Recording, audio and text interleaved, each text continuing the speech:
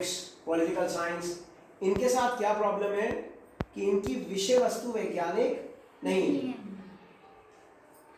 समाज आज से 50 साल पहले कुछ और, आज कुछ और, आज के बाद 100 साल बाद या 50 साल बाद कुछ और। भारत में कुछ और, ऑस्ट्रेलिया में कुछ और, अमेरिका में कुछ और। हाइड्रोजन में क्लोरीन मिलाएंगे तो हाइड्रोक्लोरिक एसिड ही बनेगा, चाहे भारत में मिला लो चाहे अमेरिका में मिला लो, चाहे आज से 5 साल पहले, चाहे आज, और चाहे आज से 5 साल बाद।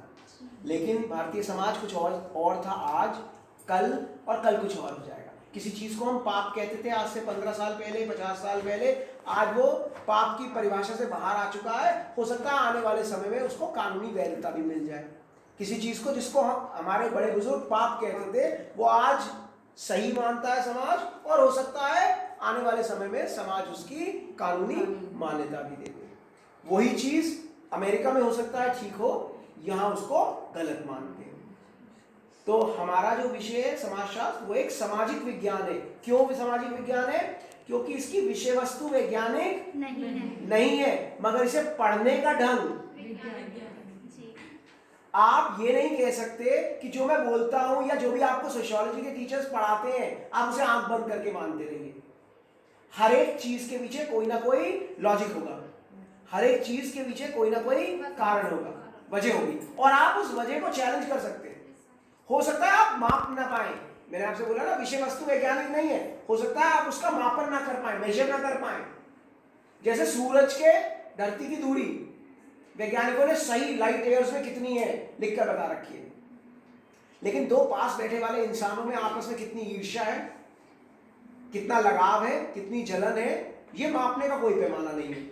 लेकिन अगर आप ये कहते हैं ये मापा नहीं जा सकता या ये पता नहीं लगाया जा सकता, तो गलत है। आप उनके व्यवहार से, आप उनकी बातचीत से इस निष्कर्ष तक पहुंच सकते हैं कि क्या उनके बीच में सामाजिक दूरी कितनी है। आप मेरी बात समझते हैं? और तीसरा चीज है कला। उसमें ना तो विषय वस्तु वैज्ञानिक है और ना ही उसे उसकी पद्धति शास्त्र वैज्ञानिक है। जैसे ड्राइंग, किसी के लिए घर का मतलब ड्राइंग, घर की ड्राइंग करना, हम सबके हाथ अलग अलग सधे हुए होंगे। कोई घर की कल्पना किसी और तरीके से करता है, कोई घर की कल्पना किसी और तरीके से करता है, कोई किसी चिड़िया को किसी तरीके से बनाता है, कोई किसी चिड़िया को किसी तरीके से। वो कला एक व्यक्तिगत कला है। समझते हैं आप तीनों चीजों के बीच में अंतर? साइंस, पद्धति भी वैज्ञानिक, और पद्धति विषय वस्तु भी वैज्ञानिक, और पद्धति शास्त्र भी वैज्ञानिक। और हम लोगों के जो विषय हैं उनमें सबसे बड़ी बात क्या है कि हमारी पद्धति तो वैज्ञानिक है।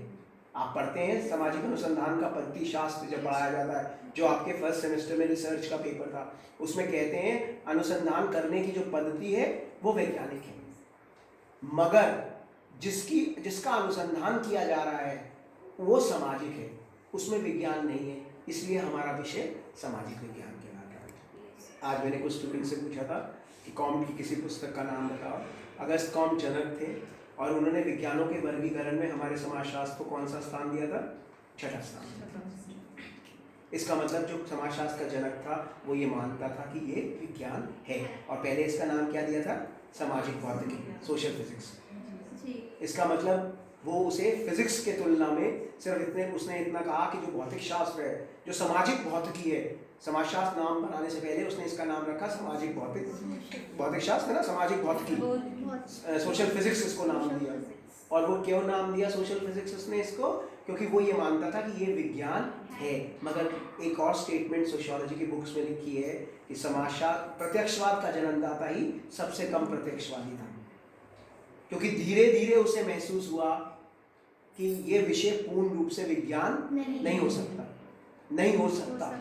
उसने ये कल्पना करी थी कि ये विज्ञान हो, और प्रत्यक्षवाद वही था। प्रत्यक्षवाद का क्या कंसेप्ट था? वो कहता था जो चीज जैसी है उसे उसी यथार्थ रूप में प्रस्तुत करना प्रत्यक्षवाद है।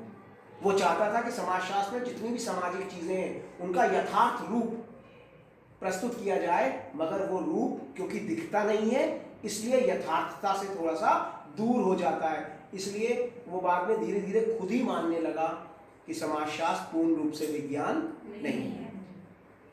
ठीक है? जैसे सोसाइटी की जो सबसे सरल परिभाषा आप पढ़ते हैं वो क्या है?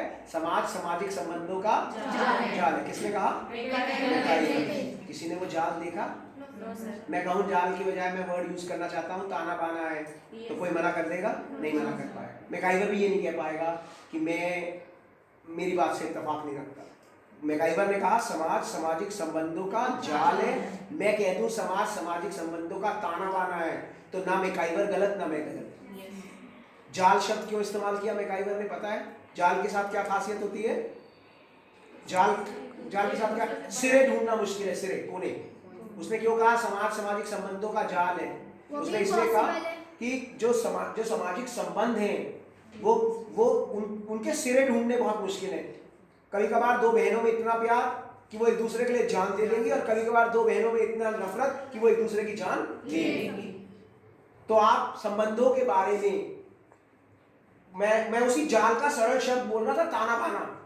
तो अगर मैं अपनी परिभाषा लिख दूं और नीचे संजीव महाजन लिख दूं ये बात लिख के कि भाई समाज सामाजिक संबंधों का ताना बाना है, तो ना मैकाइवर गलत कह पाएगा ना जब, और आपको मैं तर्क दूं, अगर यही मैं कहना चाह रहा हूं कि सोशियोलॉजी में हर चीज का तर्क होता है। माँ बाप बच्चों से बहुत प्यार करते हैं, आप कहें नहीं मानते, मत मानिए, कोई मापने का पैमाना तो नहीं है, मगर तर्क दे दूंगा। आपकी तबीयत खराब होती है, उन्हें पूरी रात नींद नहीं आती, मानना पड़ेगा आपको।